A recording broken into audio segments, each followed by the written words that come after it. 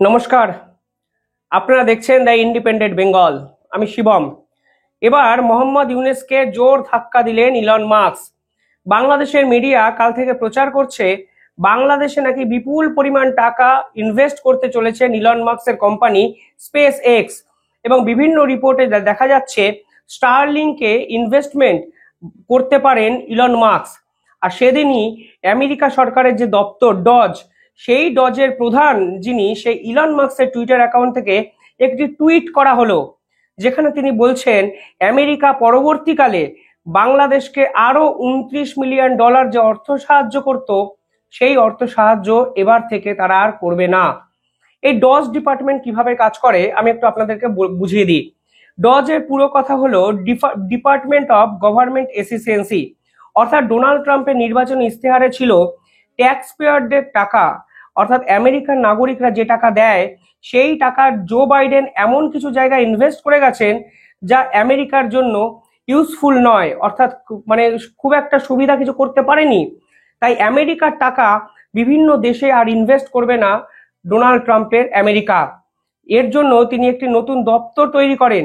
এই দপ্তরের কাজই হলো আমেরিকা সরকার যেখানে যেখানে অতিরিক্ত টাকা খরচ করছে সেই খরচটাকে কমানো এবং আমেরিকার সাধারণ মানুষের করের টাকা আমেরিকার বেনিফিটের জন্য ব্যবহার করা। আর ইলন মাস্কের ডজ এই পার্টিকুলার কাজের দায়িত্ব নেওয়ার পর একাধিক ক্ষেত্রে লাগাতার বোমা কিন্তু ফাটিয়ে যাচ্ছেন।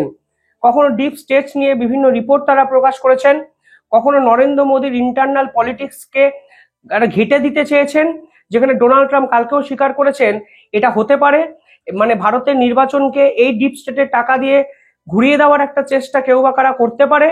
এবং এই টাকার পরিমাণ ভারতের সংসদে যেটা আলোচনা হয়েছে তা হলো 5,000 কোটি টাকা, এবং অন রেকর্ড লেখা আছে ভারতের সংসদে। অর্থাৎ প্রতি ক্ষেত্রে টাকা দিয়ে সরকার বদলের যে চিন্তা ভাবনা জো বাইডেন এবং জর্জ সরোস জুটি করতেন, তা কিন্তু এবার ইলন মাস্ক এসে একের পর এক বন্ধ করে দিতে শুরু করেছেন। আর সর্বশেষ যে রিপোর্ট, সেখানে ইলন মাস্কের দপ্তর জানাচ্ছে $29 মিলিয়ন তারা আর বাংলাদেশকে সাহায্য করবে না। আমি একটু আপনাকে টুইটটা দেখাই, সেখানে দেখবেন একটা লম্বা তালিকা প্রকাশ করে দেওয়া হয়েছে। সেখানে তারা দেখাচ্ছেন পৃথিবীর বিভিন্ন দেশকে আমেরিকা সরকার কিন্তু বিভিন্ন ক্ষেত্রে কিছু ফান্ডিং করত। এই ফান্ডিং গুলো কিন্তু পলিটিক্যাল ফান্ডিং, অর্থাৎ এগুলোকে আপনারা ধার ভাববেন না, এগুলো ডোনেশন টাইপের আপনারা ভাবুন। মানে এই ফান্ডিং করে আমেরিকা কিন্তু পলিটিক্যাল বেনিফিট পেত, ইকোনমিক্যাল বেনিফিট নয়। অর্থাৎ সুদের টাকা পাবে, ফেরত পাবে, এই প্রত্যাশা কিন্তু আমেরিকার ছিল না। এখানে চায়নার সঙ্গে কিন্তু আমেরিকার পলিসির মধ্যে একটা পার্থক্য আছে। চায়না কি করে, চড়া সুদে ঋণ দেয়, 20 বছরের একটা টেনিয়ার রাখে, 3% হারে সুদের ইন্টারেস্ট রাখে। ফলে এর ফলে কি হয়, এর ফলে এই দেশগুলো যখন অর্থনৈতিকভাবে দেউলিয়া হয়ে যায়, তখন বকলমে সেই দেশটাকে কন্ট্রোল করতে শুরু করে চীন। আর আমেরিকার পলিসিটা ছিল যে এই সকল দেশকে বিপুল পরিমাণে এইড দাও, ডোনেশন দাও, তাহলেই কিন্তু টাকার কাছে এই দেশের সরকার তোমার পায়ে পড়ে থাকবে, বিক্রি হয়ে যাবে।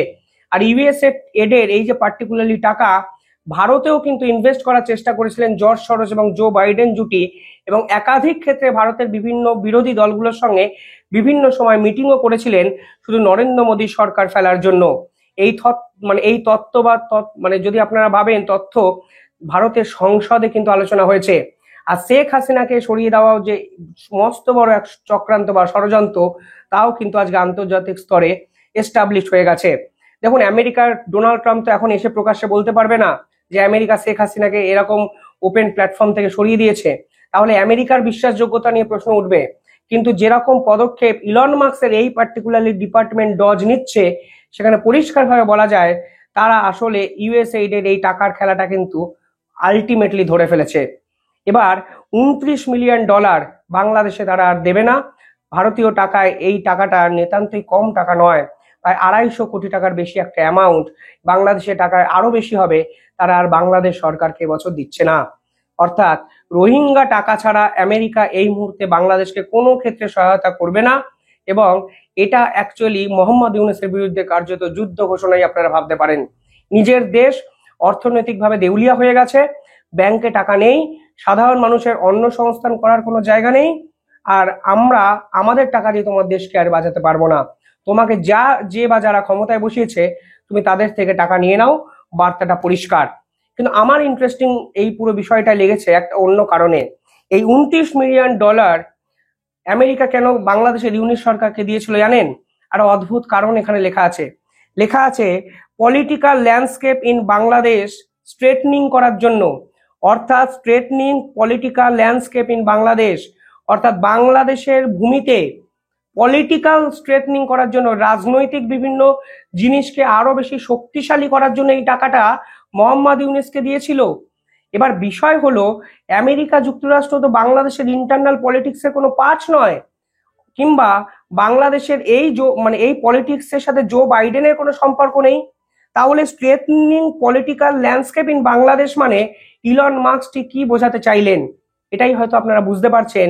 এই 250 কোটি ভারতীয় টাকার বেশি বাংলাদেশের রাজনৈতিক যে ইনভেস্টমেন্ট তা কিন্তু আমেরিকা যুক্তরাষ্ট্র করেছিল বাংলাদেশের ইন্টারনাল পলিটিক্সে।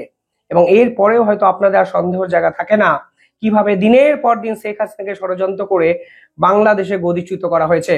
আমি এ বিষয়ে 2 থেকে 3টে এপিসোড বানিয়েছি এবং অত্যন্ত ইনফরমেটিভ কিছু এপিসোড, একদম তথ্য ধরে ধরে আপনারা জানতে পারবেন, আমাদের চ্যানেলেই আছে, আপনারা গিয়ে দেখে নিতে পারেন।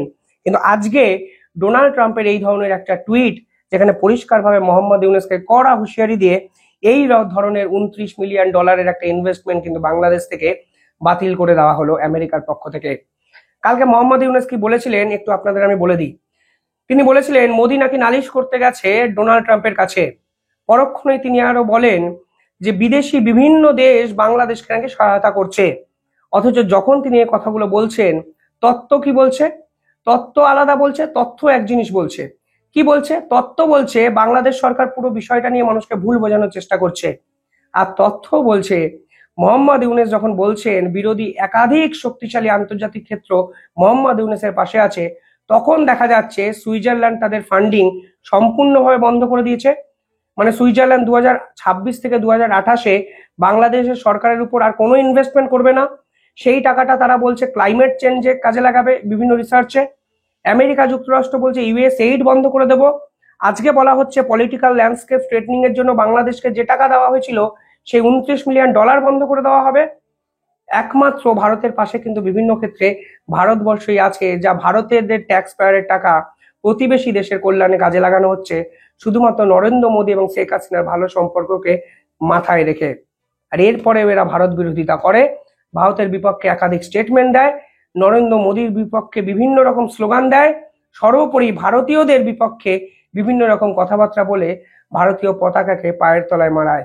আমার ভাবলে অবাক লাগে, এরাই নাকি আন্তর্জাতিক স্তরকে দিনের পর দিন মিথ্যে প্রতিশ্রুতি দেয়, নিজের দেশের মানুষকে মিথ্যা প্রতিশ্রুতি দেয়, এবং ইলন মাস্ক নাকি বাংলাদেশে বিপুল পরিমাণে ইনভেস্ট করবেন এইরকম একটা গল্প কথা শুনিয়ে যান।